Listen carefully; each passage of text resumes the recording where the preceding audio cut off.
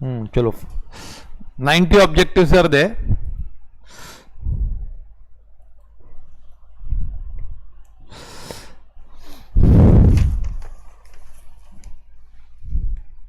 In this table, equilibrium market price is, now market price कभी equilibrium होता है when demand is equal to supply.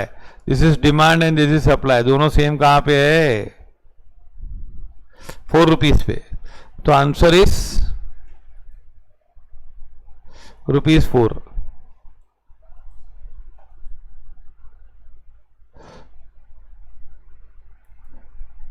First in the table given which is the equilibrium price. तो equilibrium price कब होता है? जब demand is equal to supply at 4 rupees. देखो demand भी 700 है, सप्लाई भी 700 है, तो answer is C 4 rupees. Okay. Assuming that price of that when price is ₹20, quantity demanded is 9, and when price is 19, quantity demanded is 10. तो ये ना 20 रुपये में कितना डिमांड है? 9. मतलब ये 180 रुपया मिलता है. और जब 19 रुपये भाव हो गया तो क्वांटिटी डिमांडेड 110 हो गई, तो मतलब 190 मिल रहा है. पहले ये 180 मिल रहा है टोटल रेवेन्यू. हाँ, based on the information, what is the marginal revenue from increasing the output from 9 units to 10 units. 9 unit से 10 यूनिट बनाया तो कितना फायदा हुआ?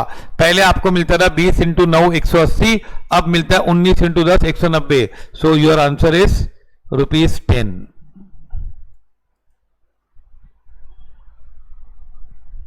Third question.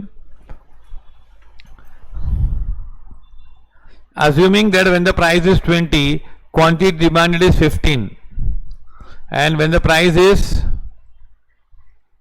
18, the quantity demanded is ₹16. ना पहले 20 इंटू 15 मिलता था 300, अब 18 इंटू 16 दैट इज 288 मिलेगा. मतलब पहले 300 मिलता था, अभी कितना मिल रहा है? 18 इंटू 16 288 मिल रहा है. Based on the information the marginal revenue resulting from increase in the output is, actually यहाँ पे 12 आंसर है, -12 होना चाहिए. वो लोग ने ऑप्शन में 12 ही दिया है. 300 से हम लोग कहां पहुंच गए? 300 से हाँ यूनिट्स बढ़ा दिए ना, -12 होना चाहिए. यूनिट्स बढ़ा है, 15 से 16 कर दिया आपने. हाँ, तो -12 होना चाहिए, लेकिन वो 12 आया है. Okay, 1 minute.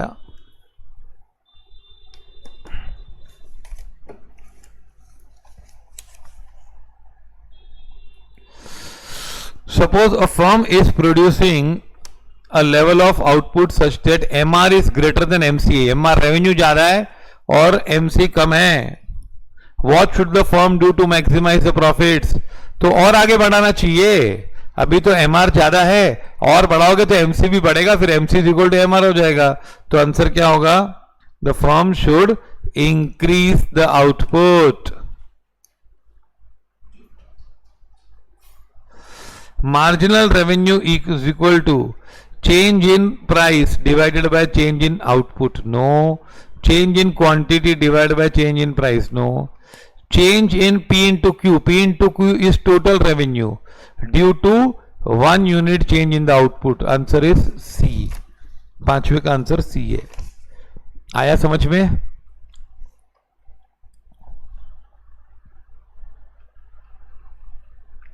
Suppose a sole proprietorship is earning a total revenue of ₹1 lakh and incurring a expletive cost of 75,000.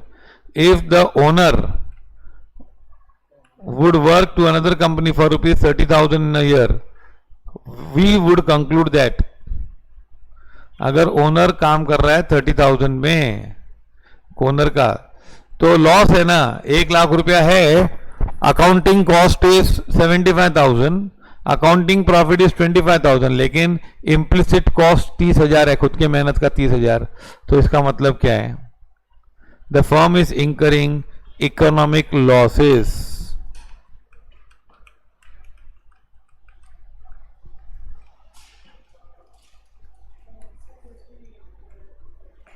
Which of the following is not an essential condition of pure competition?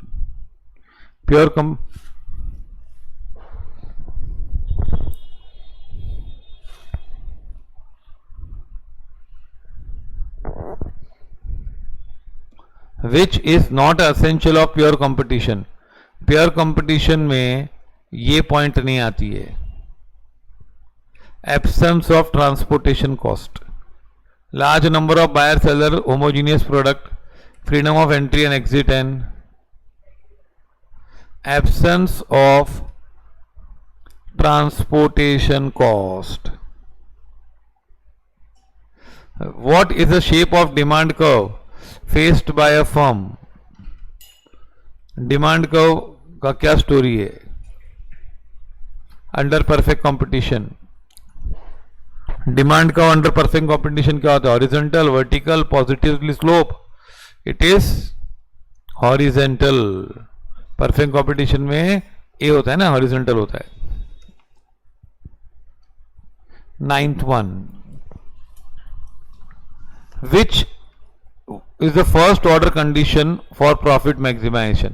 Profit की पहली condition क्या होती है भाई? MC should be equal to MR, और फिर MC नीचे से आना चाहिए. 9th का आंसर है B.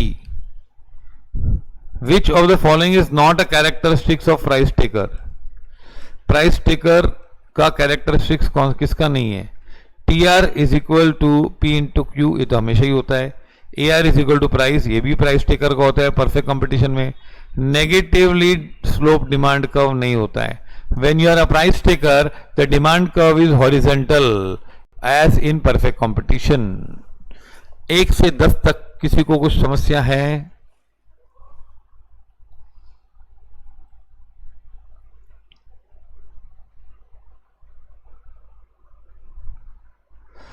Which of the following statement is false? Economic cost include opportunity cost of the resource. हाँ देखो, ये वाला अकाउंटिंग का, ये देखो ये क्या होता है कि पहले कॉस्ट दो टाइप के होते हैं. एक explicit cost paid to outside, और implicit cost paid an amount for owned factors of production. ये इम्प्लिसिट कॉस्ट होती है. तो अकाउंटिंग प्रॉफिट क्या होता है? Is total sales minus explicit cost. Economic profit क्या होता है?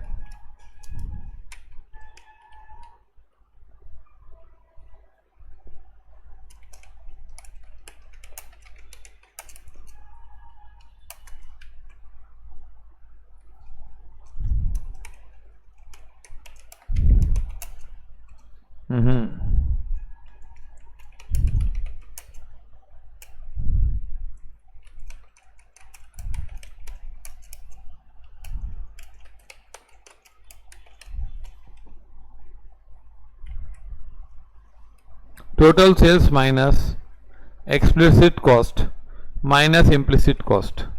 तो ये प्रॉब्लम में क्या है? इसमें 25,000 इसकी इम्प्लिसिट कॉस्ट है, 1 लाख उसकी ये सेल्स है 1 लाख, बाहर वाले को 75,000 दिया और खुद का काम दूसरी जगह करता था तो 30,000 मिलता था. तो फिर तूने क्या किया? कमाया कि गवाया? तूने पैसा गवाया ना. खुद का पगार माइनस कर, दूसरी जगह होता तो 5,000 लॉस हुआ ना. तो firm is economic cost consist of implicit and explicit both. Yes correct. दोनों कॉस्ट गिनने का इकोनॉमिक कॉस्ट में. हाँ, any doubts anyone?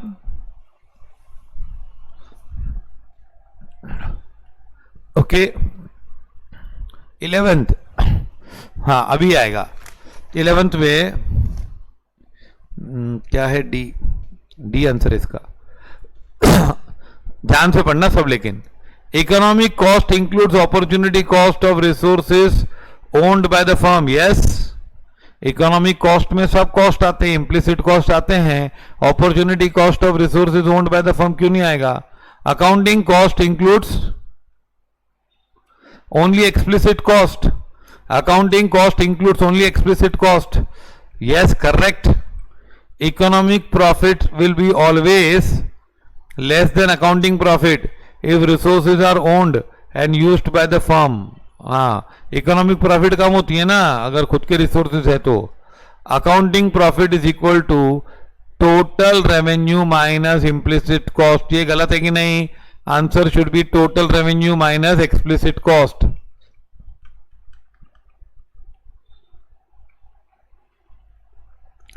With a given supply curve, a decrease in demand causes. अगर डिमांड डिक्रीज होता है ना तो क्या होता है बताओ? अगर डिमांड डिक्रीज होता है प्राइस कम होती है. सबसे पहले क्या कम होती है? प्राइस, है ना. और overall decrease in price, but quantity भी कम हो जाएगी. And overall increase in price, overall decrease in price and decrease in equilibrium quantity. कौन सा ऑप्शन होगा? Implicit is equal to opportunity cost. मतलब ये मेरी चीज में दूसरी जगह भी यूज कर सकता था कि नहीं? सी.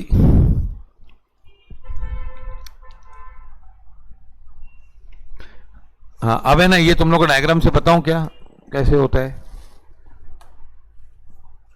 क्या बोला इसने?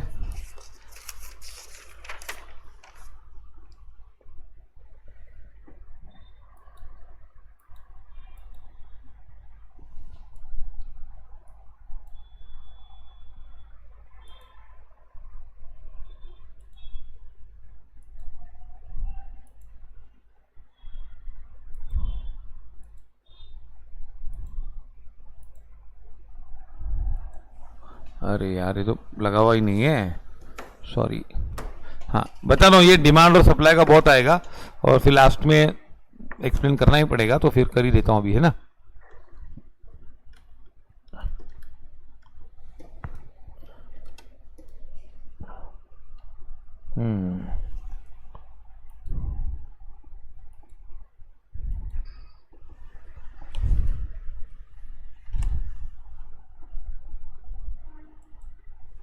See,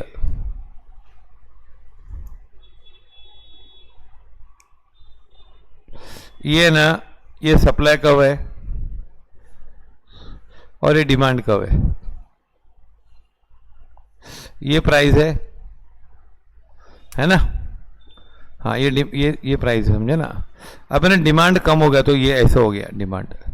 तो डिमांड कम हो जाएगा तो इक्विलिब्रियम प्राइस यहाँ हो जाएगी और क्वांटिटी भी कम हो जाएगी. नहीं, प्राइस भी कम हो गई और क्वांटिटी भी कम हो गई कि नहीं? Follow this. हाँ, दोनों कम हो जाएगा.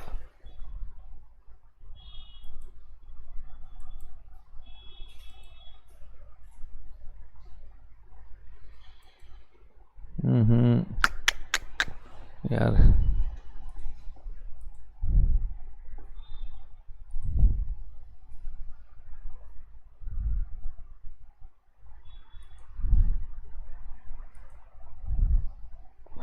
okay. It is assumed in economic theory that decisions making within the firm is usually undertaken by managers but never by owners. Ultimate goal of the firm is to maximize profit regardless of the firm sizes और type of business. ये तो सही बात है कि नहीं यार? Ultimately तो प्रॉफिट करना है, भले कोई भी हो.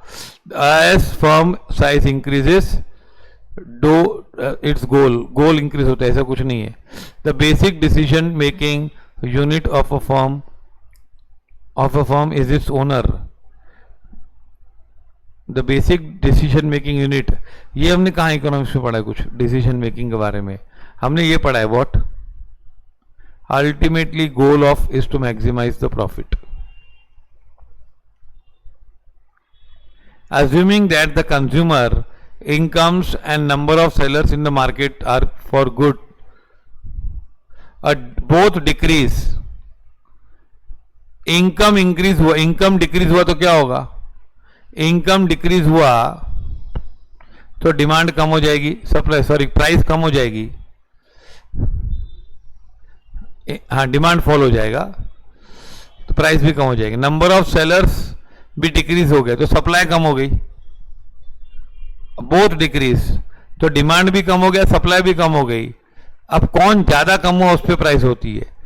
Upon this information we conclude that, हम लोग पक्का बोल सकते हैं क्या, हम लोग ये बोल सकते हैं क्वांटिटी विल डिक्रीज,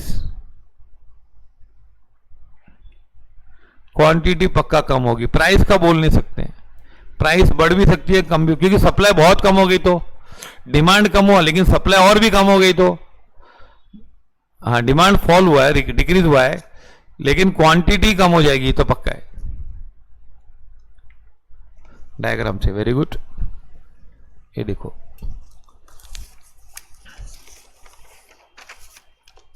एक मिनट ना,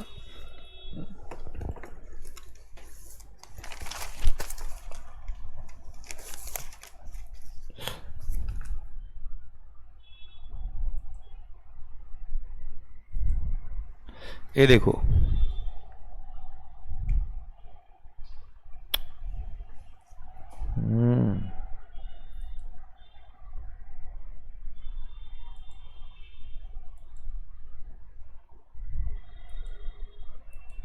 सी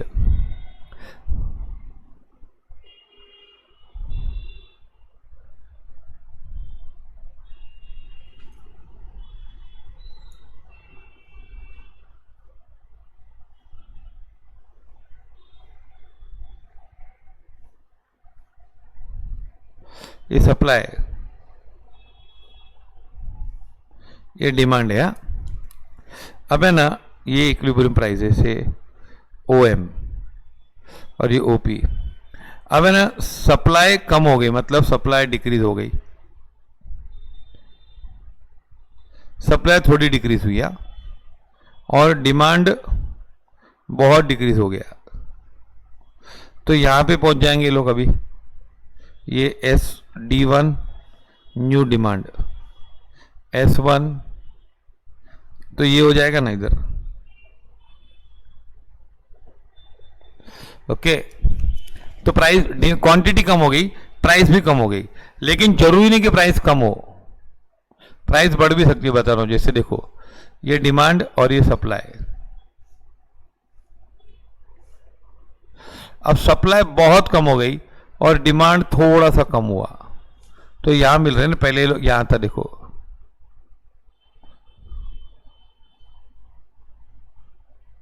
ये इक्विलिब्रियम था।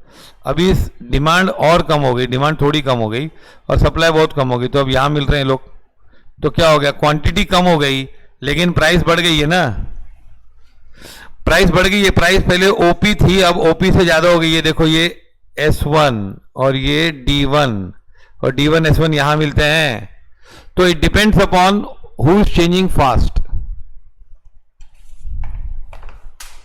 if fall and demand is same तो फिर प्राइस सेम रहेगा, प्राइस विल रिमेन सेम, लेकिन क्वांटिटी कम हो जाएगी।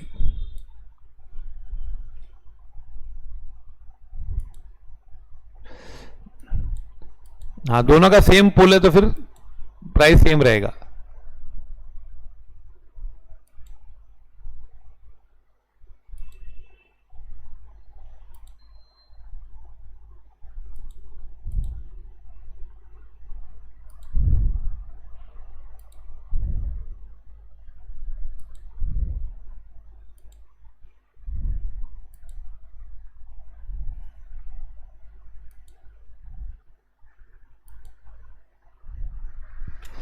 Okay, now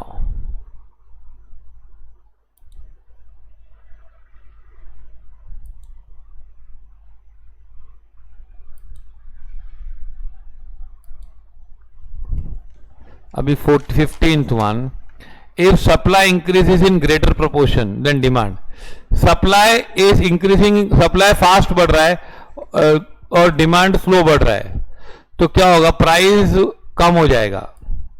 the new equilibrium price and quantity will be greater. No, price will not be greater. Supply fast बढ़ रहा है ना, सप्लाई ज्यादा होगा तो भाव को नीचे लेके जाएगा. तो new equilibrium price will be greater. No, new equilibrium price will be lower. Lower वाली बात करो.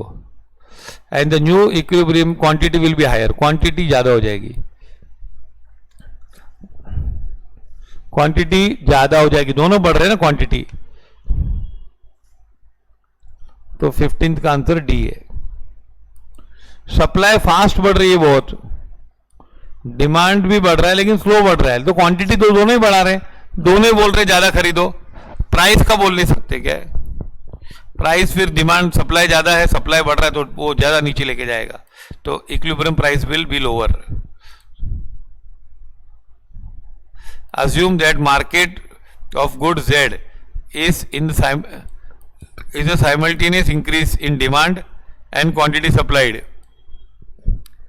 Simultaneous increase in demand और supply में भी quantity supplied भी बढ़ गई है. ओके, तो क्या होगा? इंक्रीज इन डिमांड है ना, तो इंक्रीज क्वांटिटी बढ़ जाएगी. ये तो है, तो क्या होगा?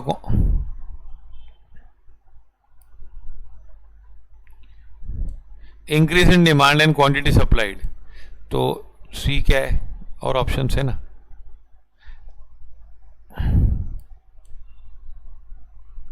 क्वांटिटी बढ़ेगी, इंक्रीज इन इक्विलिब्रियम क्वांटिटी, और ये सी आएगा आंसर. प्राइस का बोल नहीं सकते ना, जो क्या बोला है, डिमांड भी बढ़ा है और सप्लाई भी बढ़ी है. अब कौन ज्यादा बड़ा है पता नहीं है. डिमांड बढ़ा है तो प्राइस ऊपर करेगा, ओके, और सप्लाई बढ़ी है तो प्राइस नीचे करेगा. तो बोल नहीं सकते, लेकिन क्वांटिटी दोनों बढ़ा रहे हैं. तो इंक्रीज इन इक्विलिब्रियम क्वांटिटी, ये सी आएगा answer. An uncertain effect on the equilibrium price. ये आया समझ में?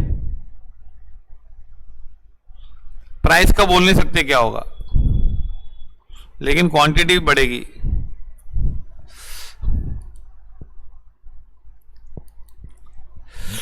Suppose the technology for products of personal computer improves and all the time say individual discover new uses of.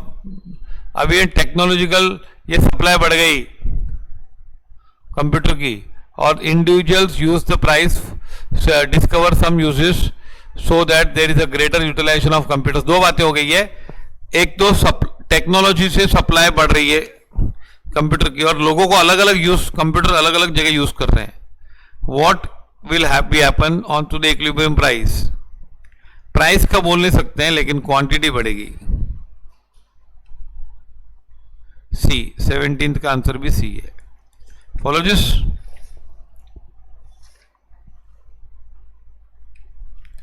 Which of the following is not a condition of perfect competition? Large number of firms, perfect mobility, informative advertising. ये नहीं होता है यार perfect competition में. ये कहां होता है? Which of the following is not a characteristics of perfectly competitive market? Large number of firms, ये तो होता है. Outputs of the firms are perfect substitutes of each other. बरोबर है. Firm faces downward sloping demand curve. ये नहीं होता है. The demand curve is horizontal sloping. Which of the following is not a characteristics of monopolistic competition? Easy entry in the industry. Monopolist में आ सकते हैं. Product differentiation is a characteristics. Large number of sellers. Homogeneous product never happens in monopolistic, because monopolistic competition का मतलब ही perfect competition जैसे ही होता है.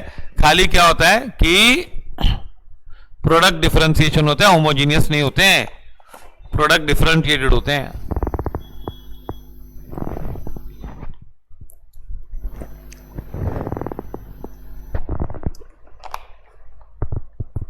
दस से 20 किसी को डाउट है? देख लो 1 मिनट. एंड बाकी की जो ऑब्जेक्टिव्स है ना, जो मैंने क्लास में कराए थे, जो हमने लेक्चर में किए थे ना सब ऑब्जेक्टिव, बुक दिए तुम लोग को, हाँ, उस ऑब्जेक्टिव के मैंने जूने वाले लेक्चर्स, बहुत आराम से पढ़ाए हुए लेक्चर्स, वो मैंने अपलोड कर दिए हैं। तो उसमें तुम लोग को 8 आवर्स में सब टॉपिक हो जाएंगे ये वापस, और 700 ऑब्जेक्टिव हो जाएंगे बस। और ये ऊपर से मैंने कराया वो, हाँ, यूट्यूब पे भी है, डाल दिए। Okay, so please give to your friends also. अभी एग्जाम आ रहा है ना, तो दूसरे क्लास वाले बच्चों को भी दे दो, ऐसा कोई प्रॉब्लम नहीं है। ओके, उनको भी बोलो कि देखो हमने कितनी अच्छी क्लास ज्वाइन की है ना। ऐसा बोलने का उन लोगों को, मेरी तारीफ करने की, सबको अच्छा लगता है, मुझे भी अच्छा लगता है। ओके चल ठीक है। नाउ मोनोपोली में 21st मोनोपोली में arise in a product market because, monopoly क्यों होता है? A significantly important resource of production of a commodity is owned by a single, जैसे स्टील मेरे पास ही है खाली, तो स्टील की सब कार मैं ही बनाऊंगा खाली, मेरे पास ही है, तो ऐसा होता है monopoly. Government has given a firm patent right to produce, कभी कभी सरकार बोलती है ये तू बनाना, सिर्फ पेटेंट तेरा ही आविष्कार है, तू ही बनाना, उससे मोनोपोली होता है। Cost of production and economies of scale makes production by a single producer more efficient. कभी होता है कि एक आदमी इतना बड़ा बना रहा है कि उतना सस्ते में बेच रहा है कि दूसरा कोई खड़ा ही नहीं हो सकता है, तो इसके लिए भी मोनोपोली होती है।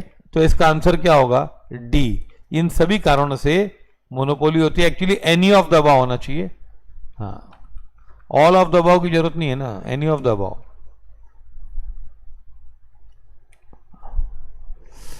Oligopolistic industries are characterized by few dominant firms and substantial barrier of entry. थोड़े फर्म होते हैं ना, और आते नहीं, नए लोग नहीं आ सकते, बरोबर है बात, ये यही करेक्ट है। Very large firms, no no, large number of small firms, no, one dominant firms and low entry barriers, no, dominant firm एक होती है लेकिन बहुत सारी और फर्म होती है, ये सही है। क्या कोई अंदर आ नहीं सकता जल्दी इतना उसमें, ओलिगोपोली में।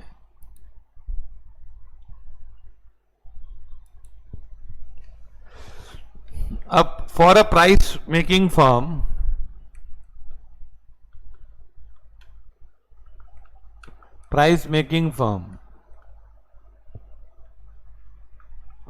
marginal revenue is less than price. Marginal revenue is equal to price. क्यों मालूम है? अरे वो भाव में तो जितना चाहिए बेच सकता है।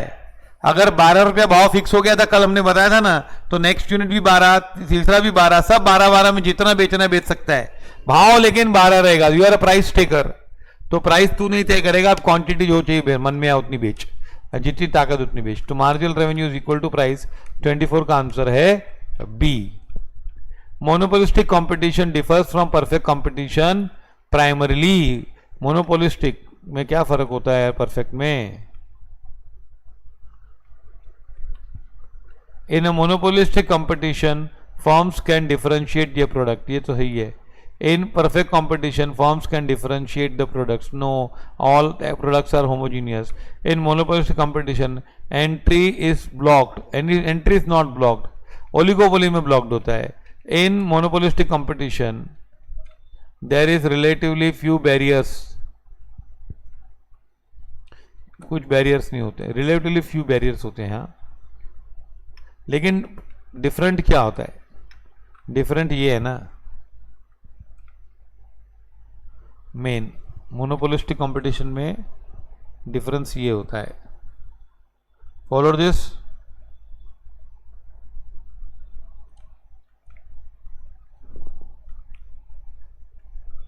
The long run equilibrium outcome, long run equilibrium outcome in monopolistic competition and perfect competition are similar because in both market structures the long run equilibrium outcomes in monopolistic competition and perfect competition are similar because देखो monopolistic और perfect में, long run में कोई भी ज्यादा profit नहीं कर सकता है। तो ये आंसर सी है, the firms will earn only normal profit. Efficient level of output will produce in the long run, नहीं, गलत है। हाँ, ये गलत है। 23 छूट गया क्या? Price taking firms operate in competitive market are said to be small relative to market। Price taking firms को स्मॉल बोला जाता है, क्यों? The individual firm has 10 employees, no. Individual firm has downward sloping, no, they never have. D है, the firm is unable to affect price, market price through its output decision. ये D वाला 23 में। और कहां तक पहुंचे थे हम? Firm will earn only normal profit. Efficient output नहीं मिलता है, खाली एफिशिएंट आउटपुट परफेक्ट कंपटीशन में होता है। Which of the following is the distinguish character of oligopoly? Oligopoly में खास बात क्या है इसमें से? Standard product, goal of profit maximization, ये तो बरोबर है, उसमें एक सब जगह होता है। स्टैंडर्ड प्रोडक्ट में नई बात क्या, सब में ऐसे ही होता है। इंटरडिपेंडेंस ऑन द फर्म, ये मेन खास बात है ना। ये किसकी खास बात है? ओलिगोपोली की। In which form of market structure is the degree of control over the price of its products of a firm very large? मतलब degree of control over the price of the product by a firm is very large.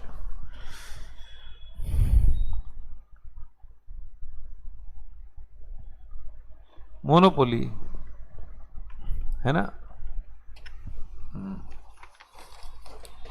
Yes और no?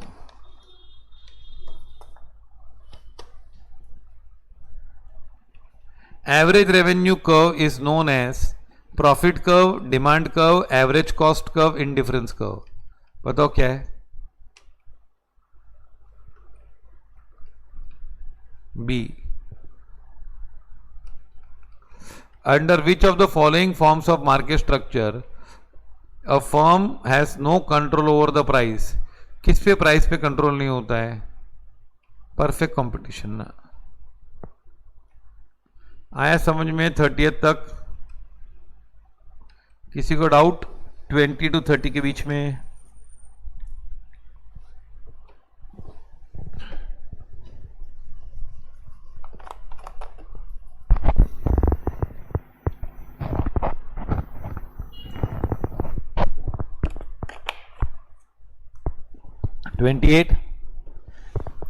In which form of market structure is the degree of control over the price?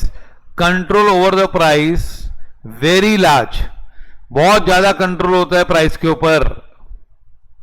तो वो तो monopoly में होता है, पर imperfect competition में हम नहीं बोल सकते, लेकिन मोनोपोली में सबसे ज्यादा कंट्रोल होता है ना।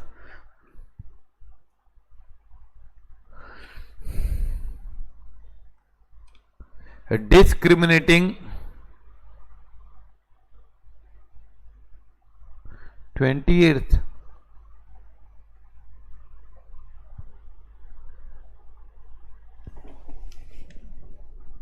नो 28th में तो क्या है? Degree of control. हाँ, प्राइस मेकर ना, तो प्राइस मेकर किस में होता है? चलो, मोनोपोली में होता है ना।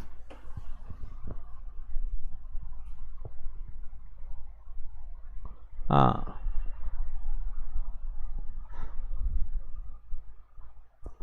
ठीक है। Discriminating monopoly implies that monopolist charges different prices of commodity from different groups of consumers, different uses के लिए, different places के लिए, any of the above, yes। वो different groups, different consumers different uses के लिए, जैसे इलेक्ट्रिसिटी होता है ना, कमर्शियल के लिए यूज करेंगे तो ज़्यादा रेट, और रेसिडेंशियल के लिए अलग यूज करेंगे, तो ये डिस्क्रिमिनेशन है कि नहीं?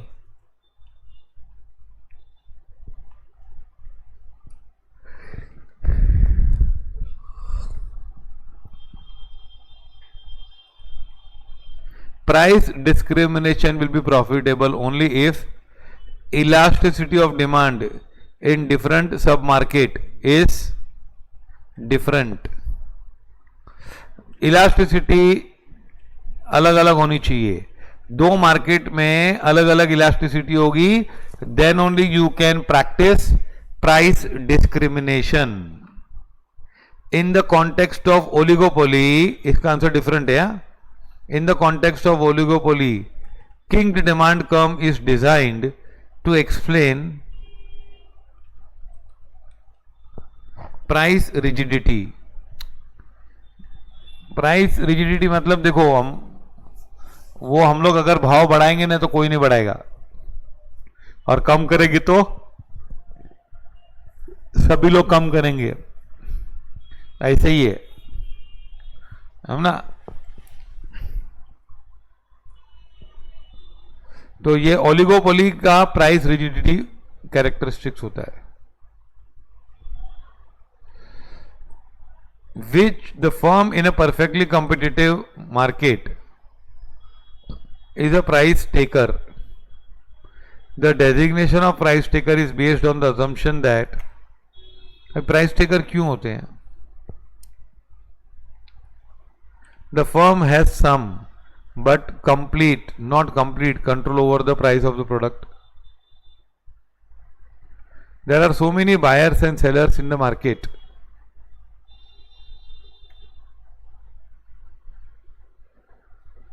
That an individual cannot affect the market price. See here. हाँ, ये मेन है ना प्राइस टेकर का definition. There are so many buyers and sellers that an individual firm cannot affect the market. Each firm produces homogeneous. इसके लिए price taker थोड़ी होता है, सेम चीज बनाते हैं. देयर इज इजी एंट्री और एग्जिट, ये भी होता है, लेकिन प्राइस मेकर किसके लिए होता है?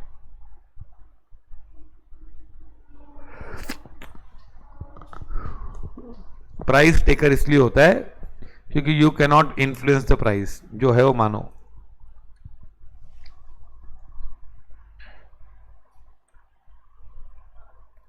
Suppose the demand curve of x by z slopes downwards and to the right. We conclude that firm operates in a perfectly competitive market. No, demand curve slope downward है तो perfect competition में तो नहीं है. The firm sells all it wants at established market price. We cannot see that. The x y z is not a price taker in a market. Price taker नहीं है. Price maximise कर पाएगी कि नहीं वो बोल नहीं सकते हैं, इसमें से नहीं बोल सकते हैं. ओके, तो ये बोल सकते हैं कि it is not a price taker.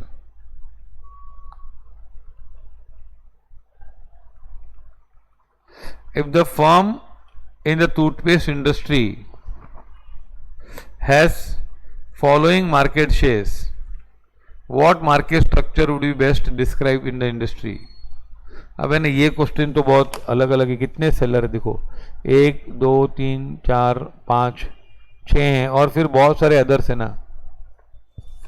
तो अब ये तो सब्जेक्टिव आंसर है. तो ये लोग ने ओलिगोपोली लिखा है कि 5-6 सेलर है.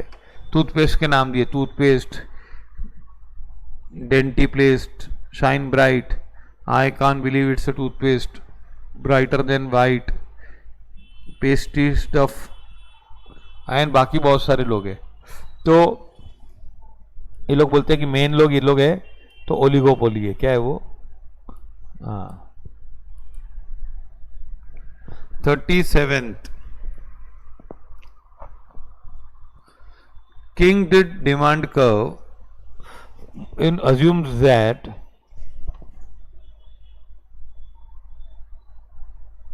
लिखा है consumers, the response of consumers to the price is less than to price increase. Price increase में कंज्यूमर ज्यादा रिस्पॉन्ड करते हैं ना, क्योंकि दूसरे लोग भाव नहीं बढ़ाते हैं, वो एकदम कम हो जाते हैं. इज लेस देन, नहीं, इसमें तो ज्यादा होता है.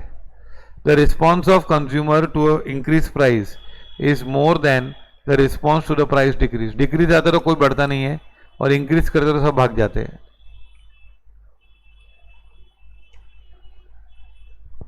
तो 37 का आंसर है बी.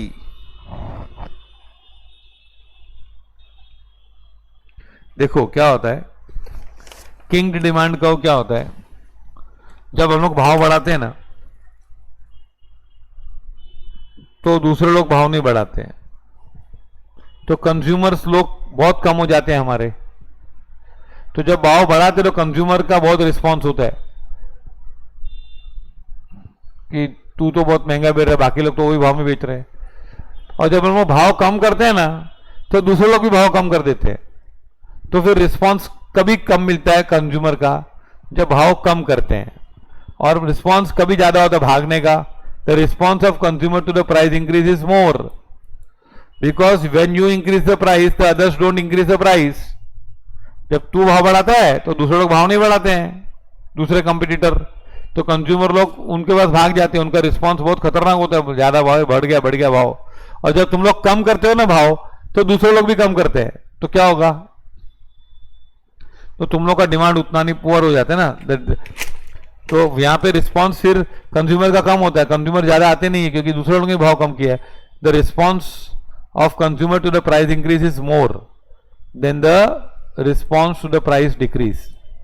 समझा ये? सी क्या है, व्हेन वी इंक्रीज प्राइस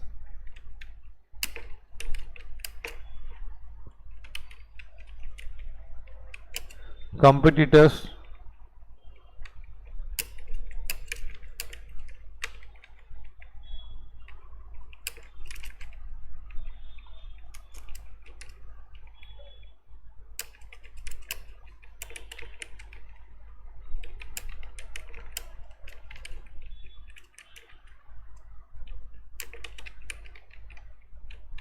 अभी ये लोग तो क्या होता है, कंज्यूमर्स का रिस्पॉन्स है ना बहुत ज्यादा होता है ना, मतलब response, poor response,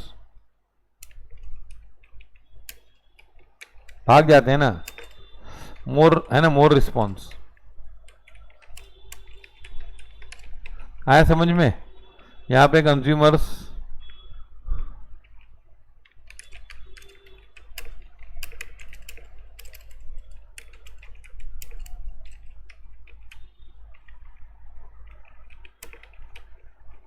less response. तूने कम किया तो कौन सा ऐसा नहीं किया, सबने कम किया, जा ऐसा सुनाते हैं हमको. 38. A firm encounters shutdown point. Shutdown point कब होता है, जब average revenue is equal to variable cost. Variables cost equal to price, ये उल्टा लिखा है लोग ने, है ना. 38 का B.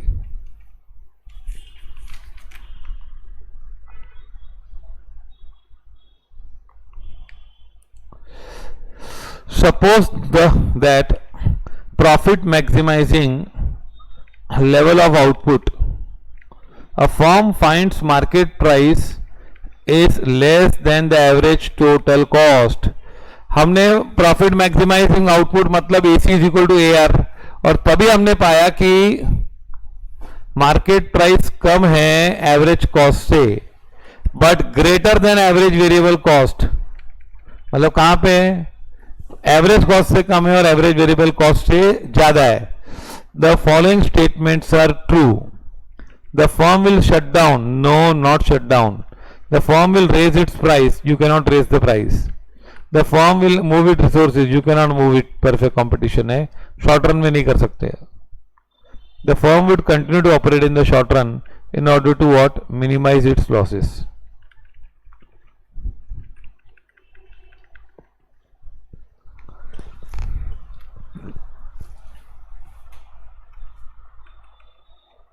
when the price is less than average variable cost at profit maximizing output, a firm should price is less than average variable cost, price कम है, the produce when marginal cost equal to marginal revenue equal to marginal cost if it is operating in the short run, produce when marginal revenue is equal to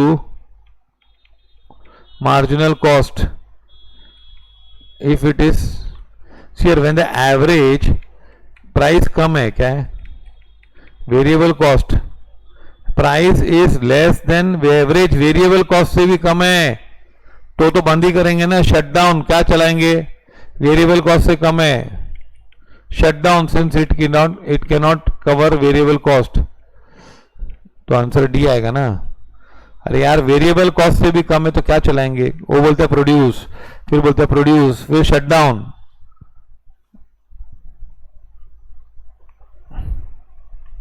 shutdown भाई, आप variable cost भी नहीं cover कर रहे हो। A purely competitive supplies schedule in the short run is determined by marginal cost curve, मालूम है तुम लोग को, सप्लाई कर्व कहां से निकलता है, यहां से, मालूम है तुम लोग को, समझा, कितने लोग समझिए 41, पहले 40 तक कुछ डाउट है क्या बताओ, 30 to 40 के बीच में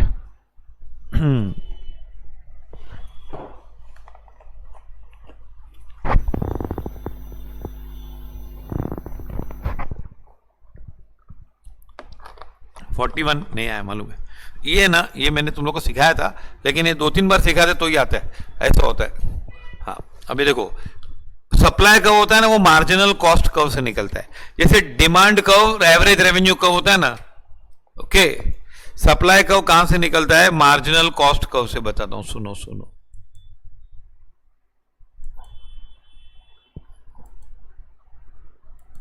ये देखो बताता हूं,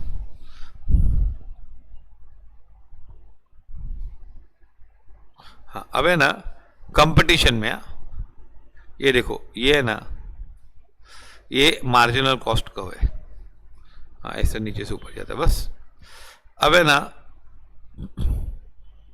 ये तुम लोग का A R is equal to M R, तो समझो ये प्राइस है ओपी और डिमांड है ओ एम, है ना, है ना, ओ एम डिमांड है, ओ एम सप्लाई करेंगे हम, और प्राइस है ओपी। सपोज प्राइस ऊपर चले गई तो ये A R is equal to M R 1 हो गया, और यहाँ पे इक्विलिब्रियम हुआ, यहाँ पे पहुँच गए P1, मतलब क्या हुआ, प्राइस ऊपर चली गई और सप्लाई भी ऊपर चली गई, फिर और प्राइस ऊपर चली गई तो क्या होगा, सप्लाई और ऊपर चली जाएगी,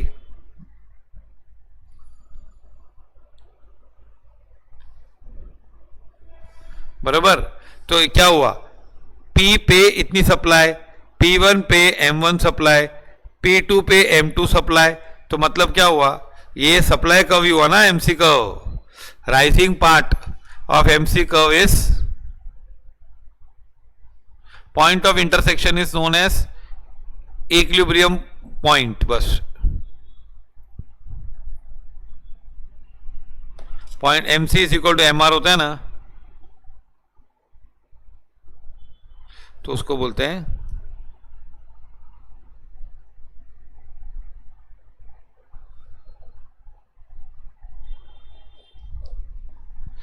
फॉलो दिस। हाँ ये तो टफ वाला था, 41 वाला बहुत टफ था, ये आ सकता है एग्जाम में। One characteristics of not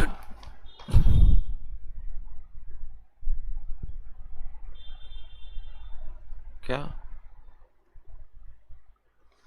one characteristics of not typical of oligopolist, oligopolist का कौन सा कैरेक्टरिस्टिक नहीं होता है बताओ,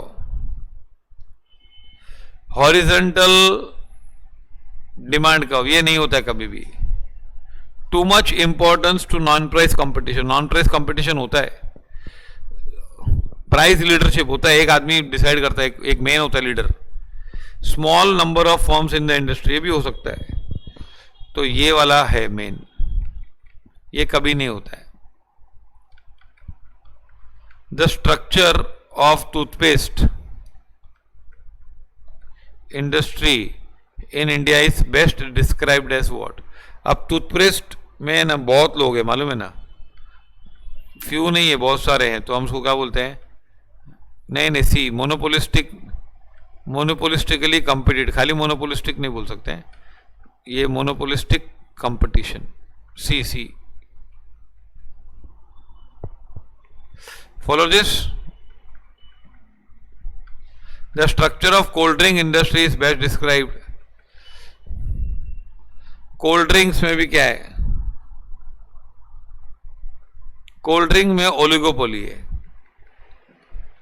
बहुत ज्यादा सेलर्स नहीं है ना, कितने बताओ ना, 5-6 होंगे, 10 होंगे, और क्या कोल्ड ड्रिंक्स में? छोटे मोटे होंगे, लेकिन मेन तो 90% मार्केट तो 4-5 कोको कोला है, थम्स अप है, पेप्सी है, वो भी एक ही आदमी के, मतलब बहुत सारे प्रोडक्ट उनके ही है।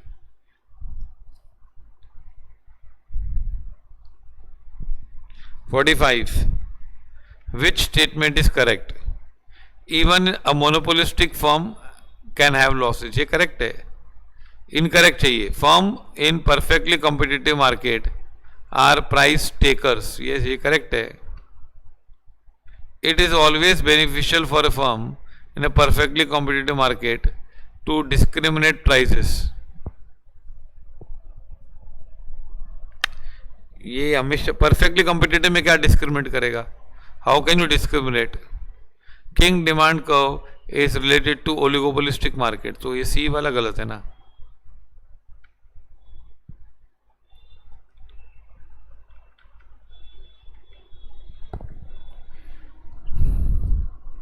Under perfect competition, in the long run, there will be normal profits, supernormal profits.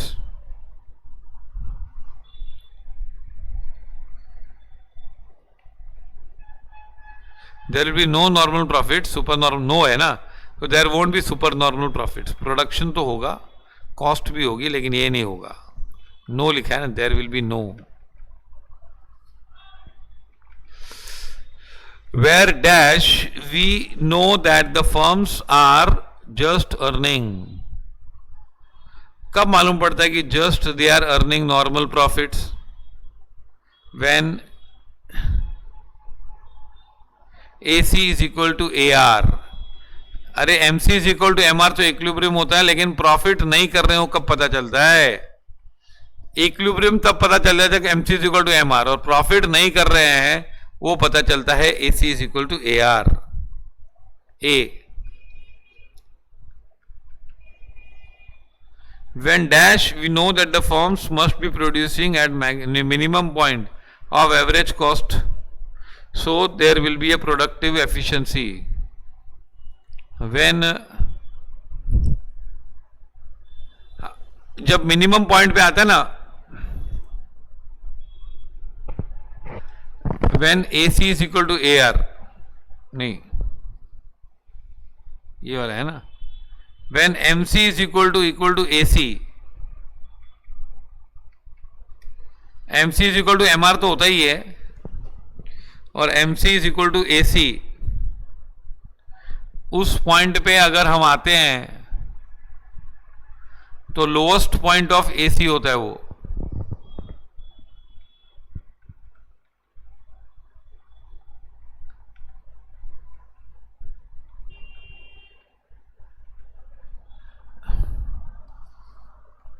When dash there will be an allocative efficiency, meaning that by that the cost of last unit is exactly equal to the price of the consumers are willing to pay for it. Marginal cost is equal to the price, that is AR. So we find that the right goods are sold to the right people. तो कभी होता है जब MC is equal to AR। when MC is equal to air wall, there will be allocative, meaning that cost of producing last unit is equal to the price. जितना भाव consumer पे कर रहे हैं ना वहां तक हम लोग प्रोड्यूस कर रहे हैं, है ना, लास्ट तक. तो 49th 48th का 49 का आंसर सी है. एग्रीकल्चर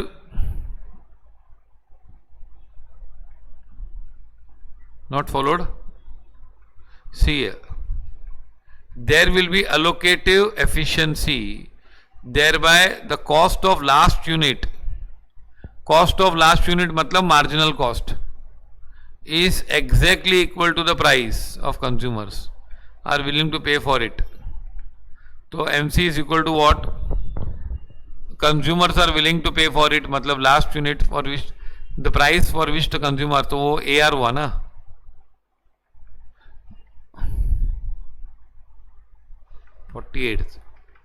देखो क्या होता है, रुको डायग्राम से बताता हूँ.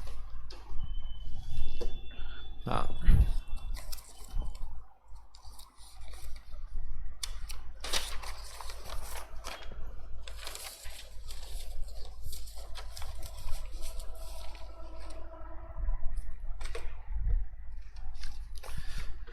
सी पहला 48th. We know, when मत पढ़ो, we know that the firm is producing at the minimum point of average cost curve so as to be productive efficiency. देखो क्या होता है कि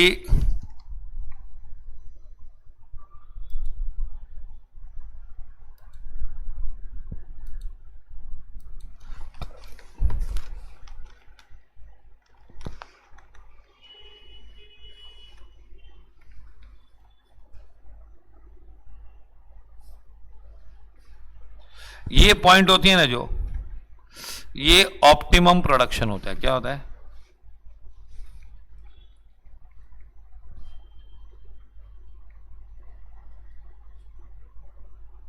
समझा? S average cost is least, best production होता है. लेकिन जरूरी नहीं है कि इक्विलिब्रियम यहां पे हो. It is not necessary that equilibrium output is OM. जरूरी है क्या?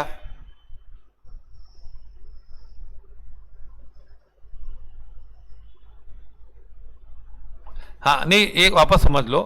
तो जरूरी नहीं, ये पॉइंट अच्छी होती है बहुत, लेकिन जरूरी नहीं है कि इक्विलिब्रियम इधर ही हो. जैसे देखो मोनोपोली में तो कभी नहीं होता है. इधर देखो बताता हूं. मोनोपोली में ये MR कर्व है और ये AR कर्व है, समझो. हाँ, तो MC is equal to MR, equilibrium यहां पे आया से N आया, मतलब इक्विलिब्रियम बिलो इस क्या है कि नहीं. और यहां पर AC क्या है, ये है.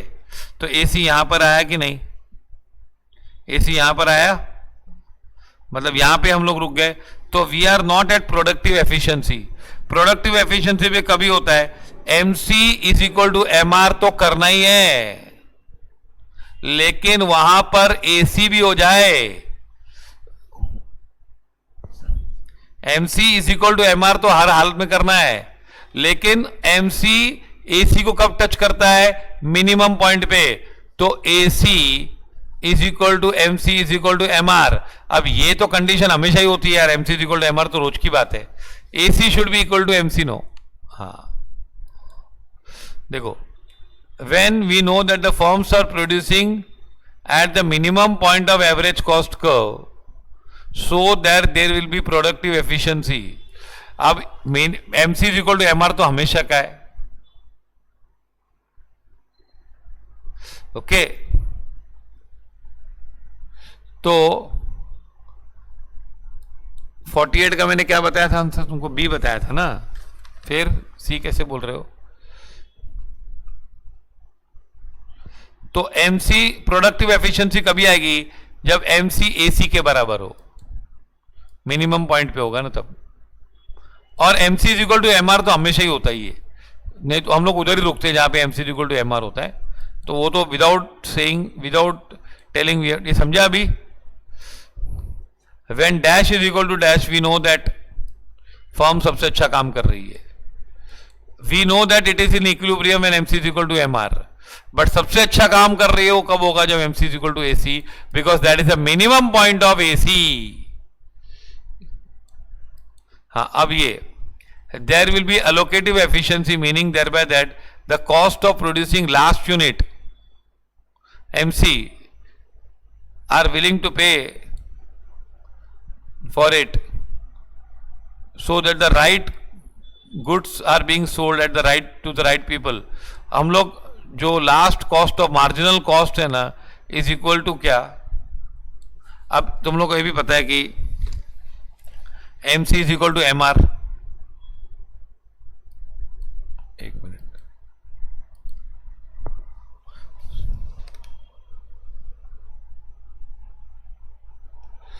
और ये लास्ट यूनिट का प्रोडक्शन कॉस्ट है ना, और कंज्यूमर भी उतना ही देना चाहिए, लास्ट यूनिट जितना AR देना चाहिए. तो MC is equal to MR, और ये तो हमेशा AR होता ही है ना. AR देखो, MC is equal to MR ये होता है, ये तो इक्विलिब्रियम है. और MC is equal to AR always in perfect competition. तो परफेक्ट कंपटीशन में ये तीनों साथ में चलते हैं. कौन?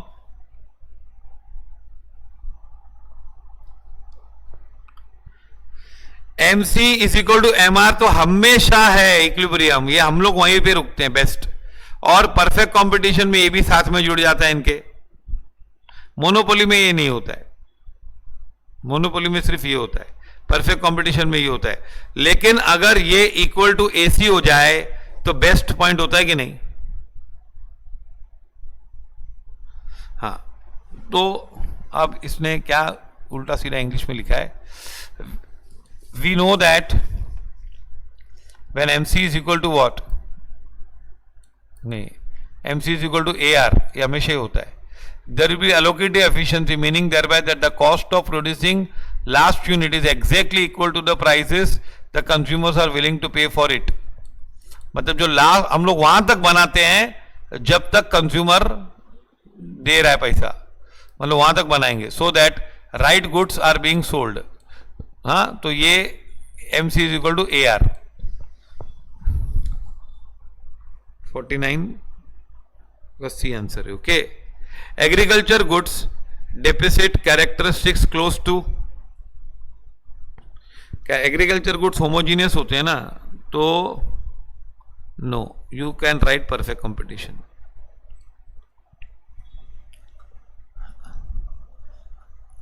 क्लोज टू, उसने एग्जैक्टली परफेक्ट कंपटीशन नहीं बोला है, उसने बोला क्लोज टू किसको होता है. और ज्यादा करके ना एग्रीकल्चर में अभी ब्रांडिंग आया है, प्रोडक्ट डिफरेंशिएशन बहुत कम होता है. They differ in quality, but it is almost same. हाँ, वो लोग डिफरेंशिएट ज्यादा नहीं करते हैं. तो अभी आजकल ऐसे ही परफेक्ट कंपटीशन. ओके, ये ना समझा. इसका answer MC is equal to AR मतलब क्या है कि जब MC is equal to AR है तो मतलब तुम लोग परफेक्ट कंपटीशन में हो ना. MC is equal to MR तो हमेशा ही होता है, और MR is equal to AR perfect competition में. तो there will be allocative efficiency. और हम लोग तब तक बनाएंगे जब तक कस्टमर पैसा देता रहेगा. अगर कस्टमर 12 रुपए देता है तो हम मार्जिनल कॉस्ट बढ़ाते बढ़ाते बढ़ाते 12 पर ही जाके रुकेंगे. अगर कंज्यूमर 12, कल मैंने एग्जांपल बताया ना, 12 रुपए दे रहा है तो हमारी मार्जिन कॉस्ट 8 है, फिर 9 हुई तो भी बनाएंगे, 10 हुई तो भी बनाएंगे, 11 बढ़ रही है मार्जिनल कॉस्ट, 11 में बनाएंगे, 12 में रुक जाएंगे, है ना. तो जब तक लास्ट यूनिट का प्राइस तक नहीं पहुंचता है तब तक हम लोग बनाते रहेंगे. तो ये क्या होगा? MC is equal to AR. Which of the following is not a characteristics of competitive market? There are many buyers and sellers. Monopolistic क्यों नहीं? क्योंकि देखो उतना डिफरेंशिएशन नहीं होता है एग्रीकल्चर प्रोडक्ट्स में. जैसे वीट होगी ना, वीट तो बहुत डिफरेंशिएशन नहीं होता, राइस में भी बहुत डिफरेंशिएशन नहीं होता है. और उन्होंने बोला क्लोज टू, किसके नजदीक है वो. अब अगर मार्केट परफेक्ट के नजदीक है कि मोनोपोलिस्ट के नजदीक है, वो बोलते हैं किसके नजदीक है, एग्रीकल्चर गुड्स, तो परफेक्ट के नजदीक है। परफेक्ट है नहीं, परफेक्ट के नजदीक है। मोनोपोलिस्टिक भी है नहीं लेकिन उसके नजदीक नहीं है। दोनों को कंपेयर करें तो ये बहुत क्लोज है इसके, समझे? क्लोज, वो पूछ रहा है कि वो है इट इज परफेक्ट मार्केट, ऐसा कमिट मत करो, बोलते किसके नजदीक है।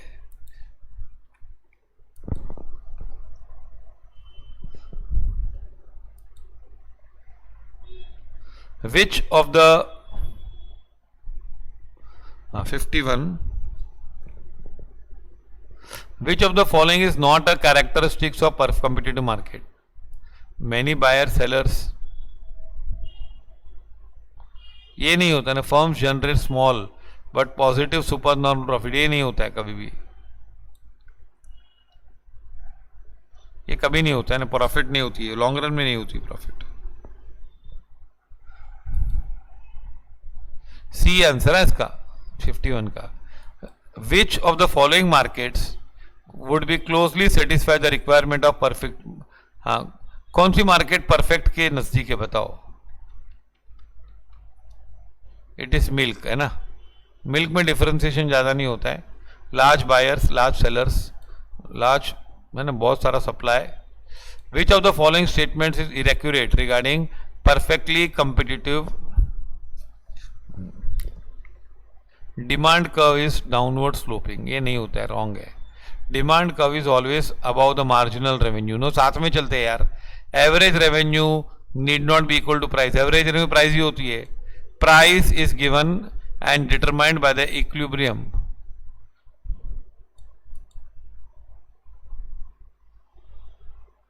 ये भी फॉल्स है।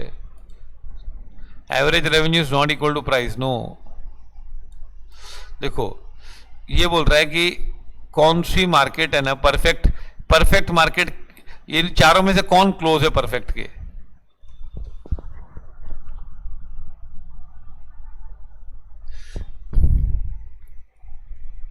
अभी इलेक्ट्रिसिटी में है ना, there are no large number of sellers, sellers 2-3 ही होते हैं। केबल टेलीविजन सबका अलग अलग होता है, कोला सबकी अलग अलग बनती है, तो सबसे ज्यादा नजदीक कौन है बताओ परफेक्ट के? मिल्क। मिल्क में large buyers, large sellers, homogeneous goods होता है almost,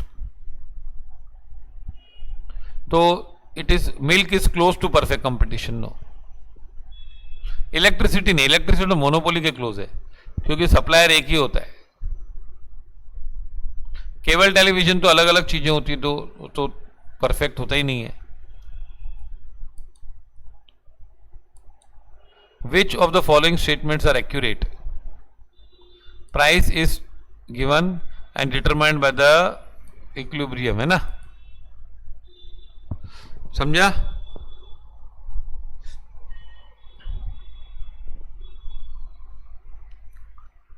the market for hand tool, market for hand tool is dominated by draper, Stanley and craftsmen, तो इसको हम क्या बोलेंगे? ओलिगोपोली, है ना। A market structure in which many firms sell product that are similar but not identical, मतलब बहुत सारे माल बेचते हैं, सिमिलर है लेकिन आइडेंटिकल नहीं है, कौन होता है बताओ? It is monopolistic competition. 54 का ओलिगोपोली है, आया समझ में?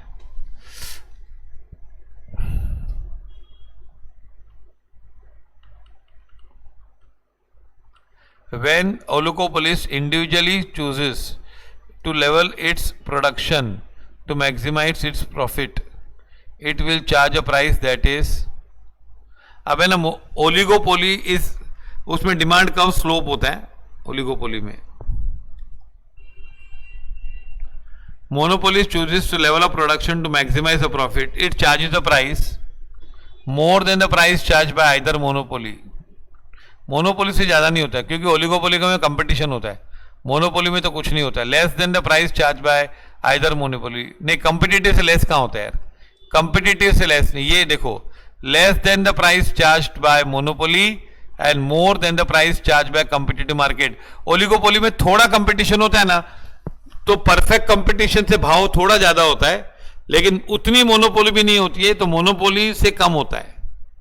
तो answer is D.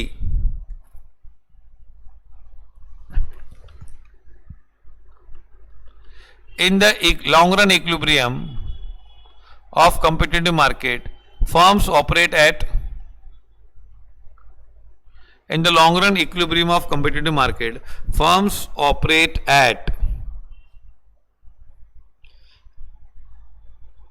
firms intersection of marginal cost, marginal revenue। ये तो हमेशा ही होता है। their efficient scale, yes। Zero economic profit, yes होता है। All the above answers are correct, है कि नहीं। लॉन्ग रन में तो हम प्रॉफिट लॉस नहीं करते हैं, तो हम लोग एफिशिएंट स्केल मतलब एसी इज मिनिमम, और इकोनॉमिक प्रॉफिट एक्स्ट्रा प्रॉफिट नहीं होता है। Which of the following is not a characteristics of monopolistic competitive market. ये पहले भी किया है।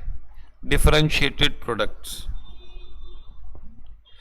is not a characteristics of, sorry, ये monopolistic competitive, not competitive, abnormally profits in the long run, ये नहीं होता है। monopolistic competition में भी abnormal profits नहीं होते हैं। मैंने कल टेबल लिखाया था तुम लोग को।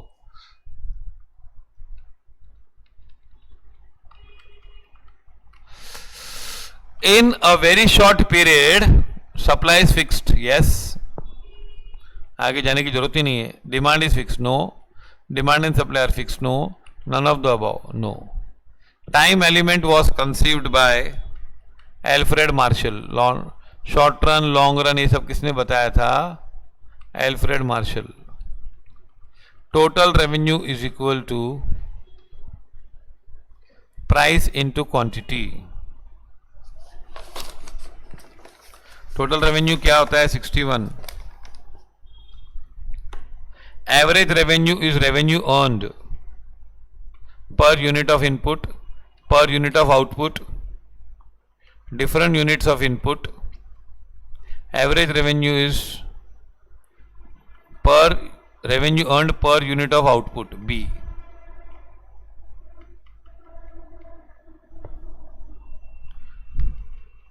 AR is symbolically written as TR upon Q, है ना।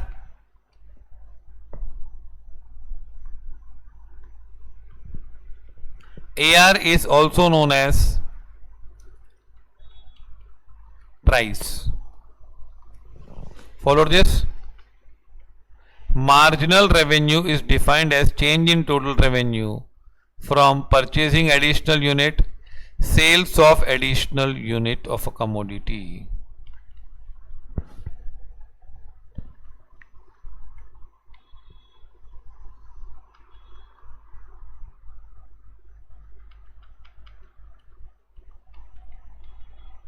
When E is less than greater than 1, अब ये इलास्टिसिटी और margin, elasticity is greater than 1 ना,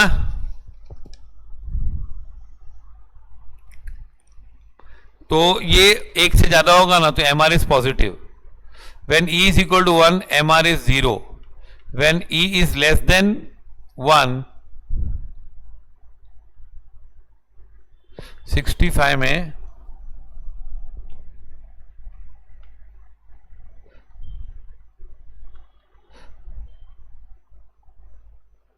subsequent sale of subsequent units, वो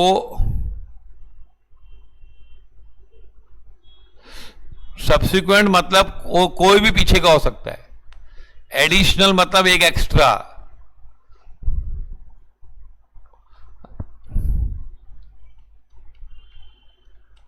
okay,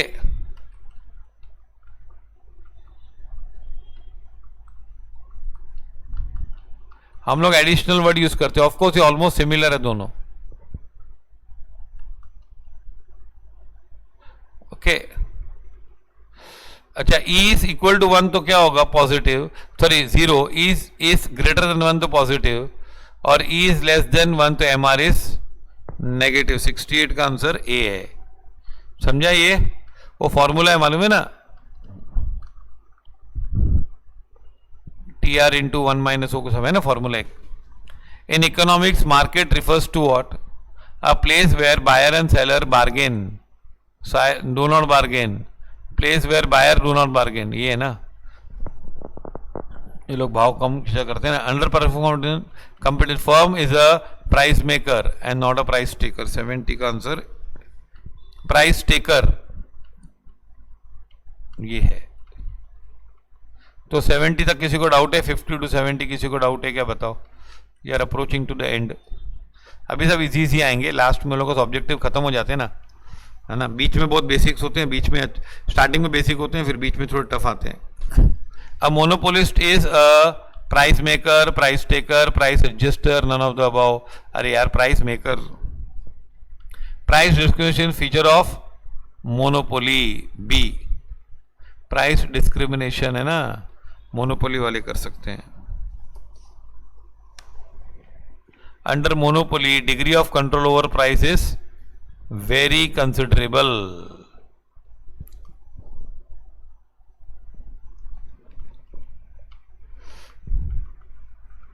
generally perishable goods like butter, egg, vegetable milk etc. have local market ना।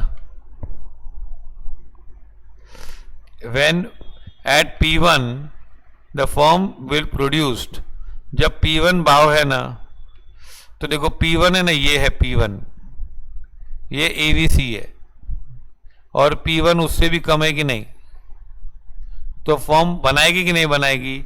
Zero output बनाएगी भाई, नहीं बनाएगी। अरे एबीसी भी कवर नहीं होता है तो क्या करेंगे? 76th secular period is known as very long. Long period भी नहीं, वेरी लॉन्ग पीरियड को सेक्युलर पीरियड बोलते हैं। बहुत लंबा पीरियड होता है उसको सेक्युलर पीरियड बोलते हैं। Stock exchange market is example of what?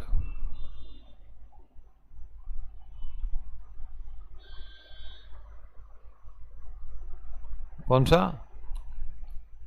नहीं, 50 साल भी हो सकता है सेक्युलर पीरियड, बहुत लंबा बोल नहीं सकते, लेकिन बहुत लंबा पीरियड होता है, वेरी लॉन्ग पीरियड, बस इतना बोलते हैं हम लोग। Stock exchange market is example of what? Regulated market है ना, कंट्रोल है ना सेबी का। Condition for pure competition is large number of buyer seller, freedom of entries, homogeneous product, both A and B. नहीं, ऐसा नहीं, कुछ भी हो सकता है पीरियड।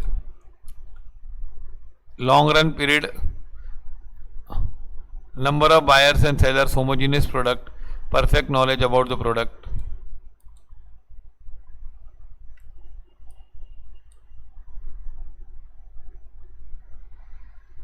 प्योर कंपटीशन है ना, प्योर कंपटीशन में ये बस हो गया ए and B.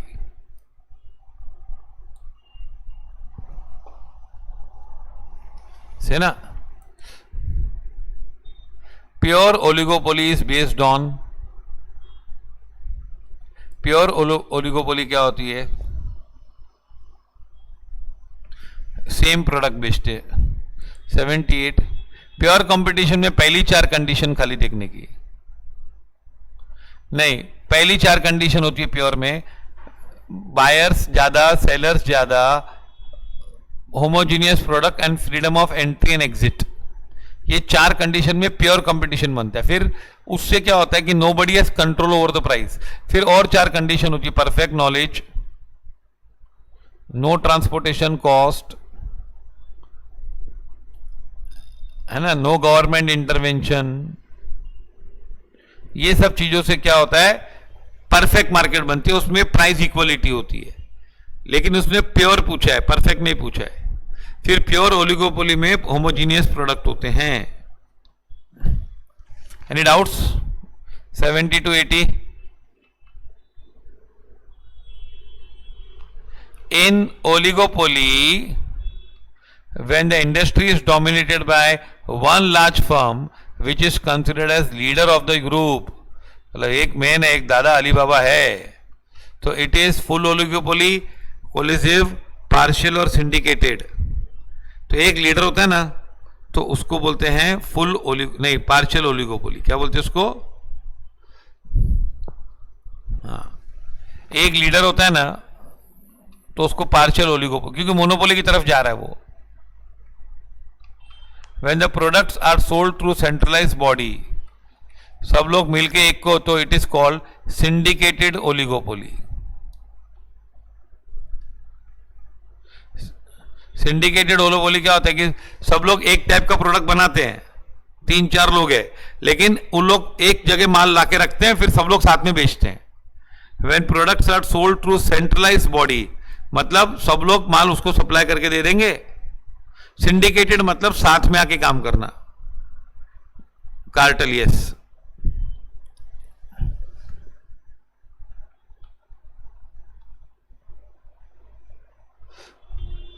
When monopolies divide the consumers into separate submarkets and charges different prices in the submarkets, so उसको बोलते हैं third degree of price discrimination.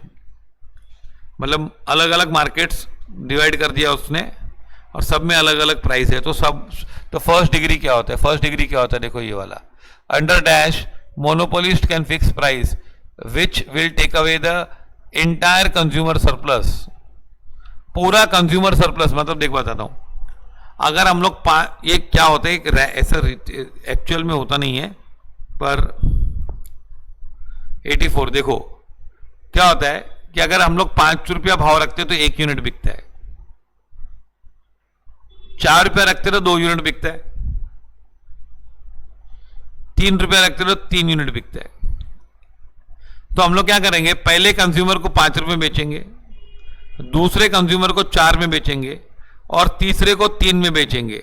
तो हम लोग सबको अलग अलग भाव, हर एक कंज्यूमर को अलग अलग भाव करेंगे ना, वो पॉसिबल नहीं होता है, तो उसको बोलते हैं फर्स्ट डिग्री मोनोपोली। हाँ, और मॉड्यूल पढ़ना तुम लोग। हाँ, PD is price discrimination is related to time, size of purchase, income, any of the above. ये एनी ऑफ द अबाव होगा ना, किसी की वजह से भी पीडी कर सकते, टाइम की वजह से, शाम को कम, शाम को ज्यादा भाव, सुबह को कम, size of the purchase, wholesale retail का भाव अलग, इनकम, अमीर लोग को महंगा, गरीब लोग को सस्ता। The firm and the industry are one and the same in, firm और इंडस्ट्री किसमें एक होते हैं? मोनोपोली में।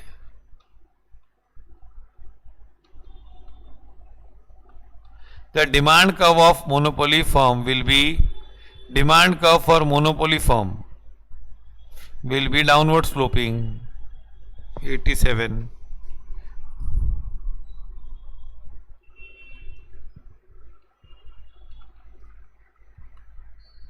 If average cost is higher than average revenue, cost higher है, the firm is incurring loss.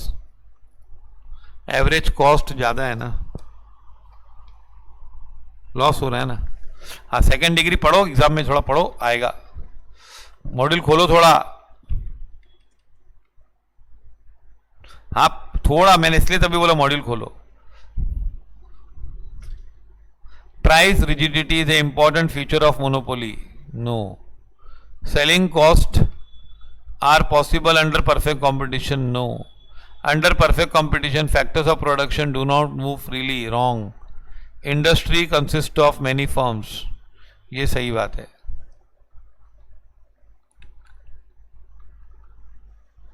Which of the following statements are incorrect? अब यार incorrect ढूंढने बोल रहे हैं। Under monopoly there is a difference between firm and industry. No, no difference, बरोबर, correct है। A monopolist may restrict the output to raise the price, ये भी करेक्ट है। Commodities offered for sale under perfect competition will be heterogeneous. No, they are homogeneous. ये wrong है। Product differentiation is peculiar. Yes, in monopolistic competition.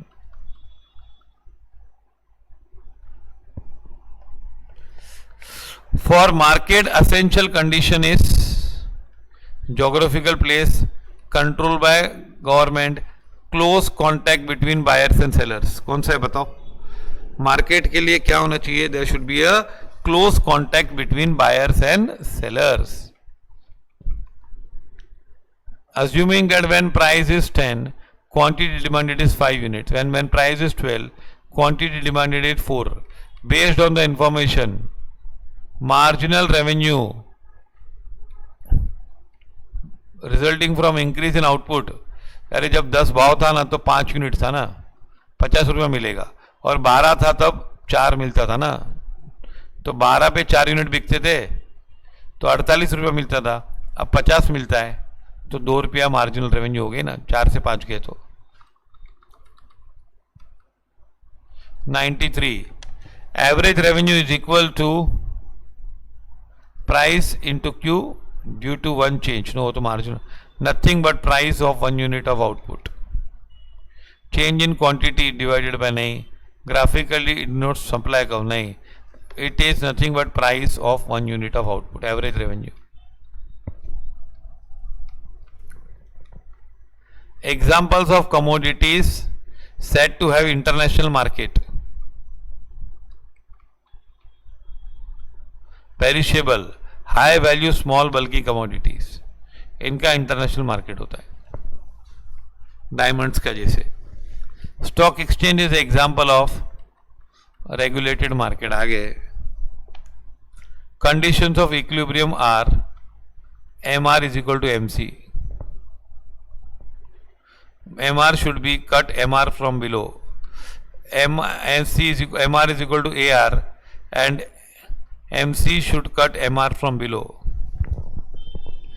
ये perfect competition में होते हैं. MR is equal to AR,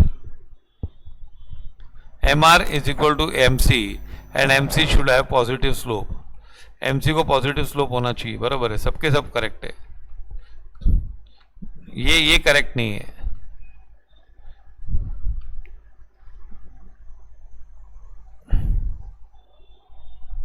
conditions ये सब actually ये भी करेक्ट है. ये एक कंडीशन है, ये दूसरी कंडीशन है, ये नहीं है condition. MR is equal to AR नहीं होना चाहिए ना इक्विलिब्रियम पे. तो परफेक्ट कंपटीशन में खाली MR is equal to AR होता है ना. परफेक्ट कंपटीशन लिखा किधर है इसने? तो MR is equal to MC and MC should have positive slope. ये सब पूरी कंडीशन बता दी इसने कि MC ऊपर बढ़ रहा है. पॉजिटिव स्लोप मतलब सप्लाई कर्व जैसा है. ये D वाला करेक्ट है. Natural monopoly arises when there is enormous goodwill, there is a stringent legal and regularity. Legal monopoly हुआ. There are very large economies of scale. ये गुडविल के लिए होगा.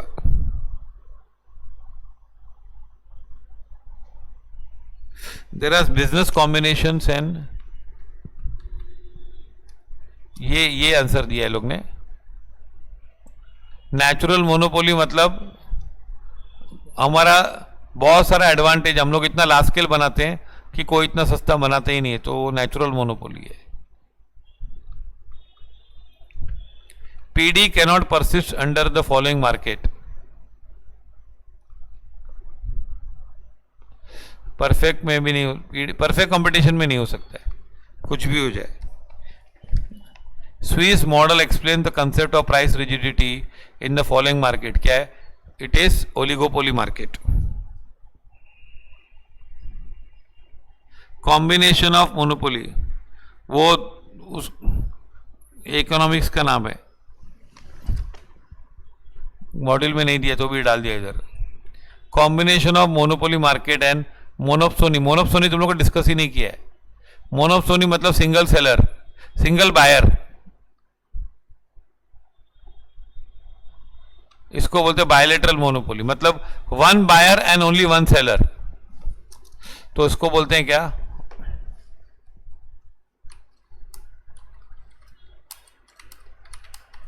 एक ही बायर है, एक ही सेलर है, तो इसको बोलते हैं.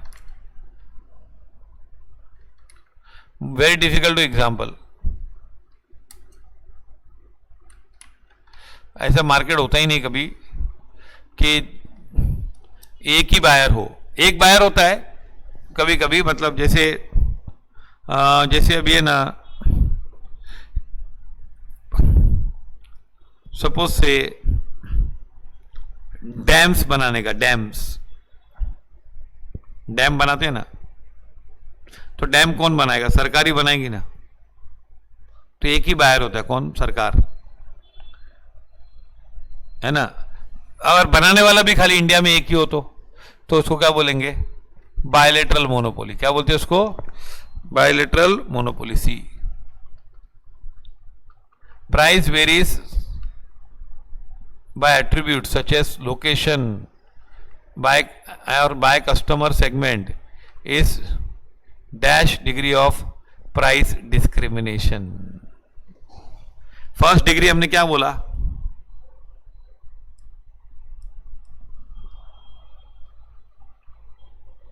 लोकेशन और कस्टमर से होता है ना, तो उसको थर्ड डिग्री बोलते हैं। हाँ, फर्स्ट डिग्री पूरी सरप्लस लूट लेने की। सेकंड डिग्री तुम लोग पढ़ो, इसका आंसर है थर्ड डिग्री। लोकेशन से, ज्योग्राफिक से, या कस्टमर सेगमेंट कि इन लोगों को मैं इतने बेचूंगा, इसको इतने बेचूंगा, उसको थर्ड डिग्री बोलते हैं। ओके, ये एरिया वालों को इतना बेचूंगा, ऐसे लोगों को ए भाव बेचूंगा, उसको थर्ड डिग्री बोलते हैं। Follow this.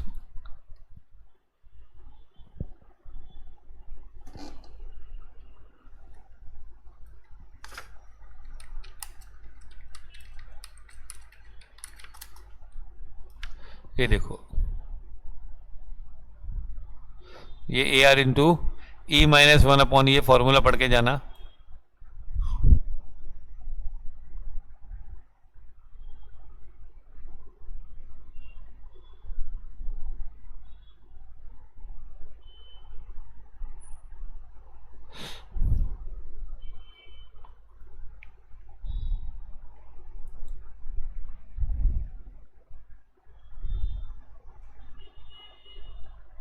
Positive and normative.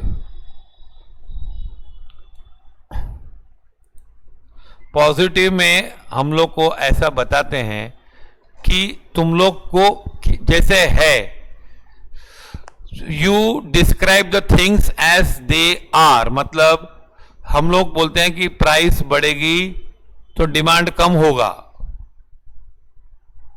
तो ये पॉजिटिव हुआ कि हम बोल रहे हैं ऐसा करोगे तो ऐसा होगा। जैसे तुमको कोई अच्छा बुरा नहीं बोल रहे हो, you are not telling good और बैड, यू आर टेलिंग ऐसा करेगा तो ऐसा होगा।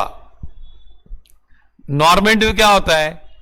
थिंग्स ऐसे होने चाहिए, भाव नहीं बढ़ना चाहिए, भाव कम नहीं होना चाहिए, तो ये नॉर्मेटिव आ गया।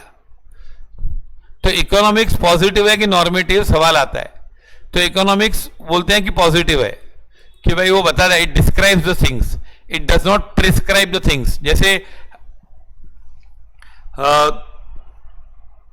मैं बोल रहा हूं कि ये आदमी सिगरेट बहुत पीता है, ये सिगरेट पीता है, तो ये पॉजिटिव स्टेटमेंट है कि मैं बताता हूं भाई सिगरेट पीता है, मैंने उसको ना नहीं बोला।